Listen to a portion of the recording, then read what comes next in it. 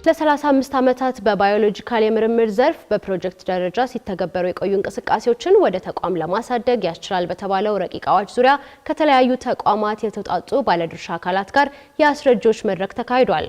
መድረኩ የተካሄደው የሕዝብ እንደራሴዎች ምክር ቤት የውጭ ግንኙነትና የሰላም ጉዳዮች ቋሚ ኮሚቴ በኢትዮጵያ መንግስትና በሩሲያ ፌዴሬሽን መካከል የጋራ የባዮሎጂ ምርምር ማዕከል ለማቋቋም በተፈረመው ረቂቅ አዋጅ ዙሪያ ነው።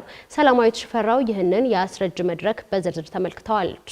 የሕዝብ እንደራሴዎች ምክር ቤት የውጭ ግንኙነትና የሰላም ጉዳዮች ቋሚ ኮሚቴ በኢትዮጵያና በሩሲያ ፌዴሬሽን መንግስታት መካከል የጋራ የባዮሎጂ ምርምር ማዕከል ለማቋቋም በተፈረመው ስምምነትና ረቂቅ አዋጅ ዙሪያ ከተለያዩ ተቋማት ከተውጣጡ ባለድርሻ አካላት ጋር የአስረጂዎች መድረክ በትላንትናው ዕለት አካሂዷል።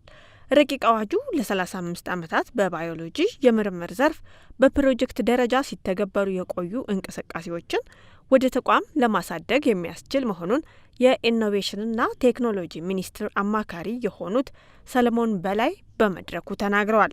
እንግዲህ ይሄ 35 ዓመት በላይ በፕሮጀክት መልክ የሄደ ነው እና ያ ፕሮጀክት መልክ ሲካሄድበት የነበረው ውጤት ከተገመገመ በኋላ ወደ ተቋምነት ቢሸጋገር የበለጠ ውጤታማ ይሆናል በሚል እየቀረበ ነው።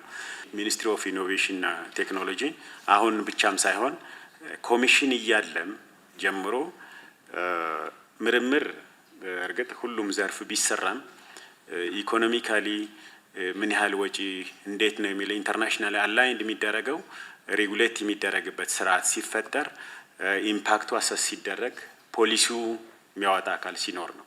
ስለዚህ የሳይንስ ኮሚሽን በነበረበት ጊዜ ጀምሮ ምርምሩን የሚያስተባብር ሀገራዊ የሚያስተባብረው ከኮሚሽን እያለ ሞስት እያለ ኢኖቬሽን ነው። አክለውም ከፍተኛ የትምህርት ተቋማት የምርምር መሰረተ ልማት ለመገንባት እንዲሁም በጥናትና ምርምር የሚገኙ ውጤቶችን ቅርጽ ለማስያዝ የሀገሪቱ ብሔራዊ ጥቅም ባስጠበቀ መልኩ ተጠቃሚ ለማድረግ ስምምነቱ በትኩረት ሲታይ መቆየቱን ለቋሚ ኮሚቴው አስረድተዋል። ምናልባት እነዚህ የምርምር ተቋማት ወይንም ላቦራቶሪዎች በሀገር ውስጥ ካሉ የግብርና ምርምር ኦልሬዲ የግብርና ምርምር ተቋም አለን፣ የጤና ምርምር ተቋማትም አሉን፣ የብዝሃ ሕይወት ኢንስቲትዩት አሉን። ከነዚህ አጠቃላይ ነባር ሀገር ውስጥ ኦልሬዲ ተቋቁመው በሀገሪቱ ውስጥ እየሰሩ ያሉ የምርምር ተቋሞቻችን ኦልሬዲ አሉ። የተለያዩ ምርምር ስራዎች የሚሰሩ በአዋጅ የተደገፉ ምናቃቸው እነዚህ አዲስ አሁን ከሩሲያ ፌዴሬሽን ጋር የምናቋቁመው ይሄ ምርምር ማዕከልና እነዚህ ነባር ሀገር ውስጥ ያሉ በርካታ ከግብርናና ከጤና ከተለያዩ ባዮሎጂካል እንትን ጋር የተያያዙ ምርምር ተቋሞቻችን ኦልሬዲ ያሉት ጋር እንዴት ነው ተናቦ የሚሰራው? ዘላቂ ሊሆን የሚችለው በግራጁዌት ፕሮግራም ጋራ ሪሰርቸሮች ጋራ ሳይክሉ ጋራ ካልተገናኘ ረጅም አይሄድም ነው።